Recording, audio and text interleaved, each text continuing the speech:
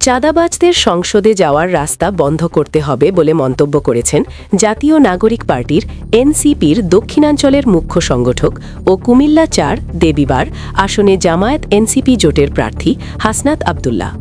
আজ বৃহস্পতিবার ৮ই জানুয়ারি সন্ধ্যা ৭:৩০টার দিকে কুমিল্লার দেবীবার পৌরসভার ইকরা নগরীতে ভারতীয় আগ্রাসন বিরোধী পদযাত্রার অংশ হিসেবে একটি উঠান বৈঠকে প্রধান অতিথির বক্তব্যে এসব কথা বলেন তিনি।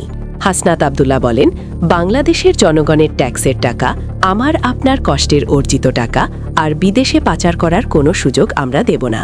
আমরা সবাই একসঙ্গে মিলে যারা ইনসাফের পক্ষে, দুর্নীতির বিরুদ্ধে, চাঁদাবাজদের বিরুদ্ধে, ভারতীয় গুন্ডাদের বিরুদ্ধে থাকব, আমরা তারাই সংসদে যাব ইনশাল্লাহ। হাসনাত আব্দুল্লাহ বলেন, যারা হোন্ডা গুন্ডার ভয়ভীতি দেখাচ্ছেন আপনারা সাবধান হয়ে যান। গুন্ডা হুন্ডার ভয়ভীতি দেখানোর রাজনীতি এখন আর নাই। মানুষ এখন সচেতন, তারা কোনো ঋণখেলাপিতে ক্ষমতায় দেখতে চায় না। যারা নির্বাচিত হওয়ার পর জনগণের হক মেরে খাবে তাদের ভোট দিতে যাবে না। আপনারা যদি সংস্কার চান, চাঁদাবাজ ও দুর্নীতিমুক্ত বাংলাদেশ চান, নিজের ভোট নিজে দিতে চান, ভারতীয় গুন্ডামি বন্ধ করতে চান, তাহলে গণভোটে আপনারা হ্যাঁ ভোট দেবেন। আপনার হ্যাঁ ভোটেই গড়ে উঠবে আগামীর বাংলাদেশ।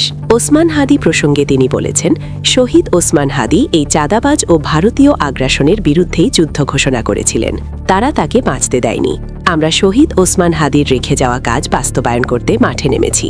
আমরা কখনোই ওসমান হাদির মতো হতে পারবো না। তিনি মুড়ি বাতাসা নিয়ে তার নির্বাচনী প্রচারণা চালিয়েছেন। তিনি চেয়েছেন বাংলাদেশে যেন ইনসাফ প্রতিষ্ঠিত হয়, চাঁদাবাজ দুর্নীতি বন্ধ হয়, মানুষ তার ন্যায্য অধিকার থেকে যেন বঞ্চিত না হয়। আজকে গ্রামে গ্রামে শহীদ হাদির জন্য দোয়া করছেন মা বোনেরা ও বৃদ্ধ বাবারা।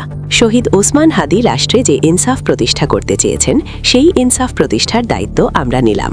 আমরা শহীদ হাদির হত্যার বিচার এই দেশেই নিশ্চিত করে ঘুরে দিয়ে যাব।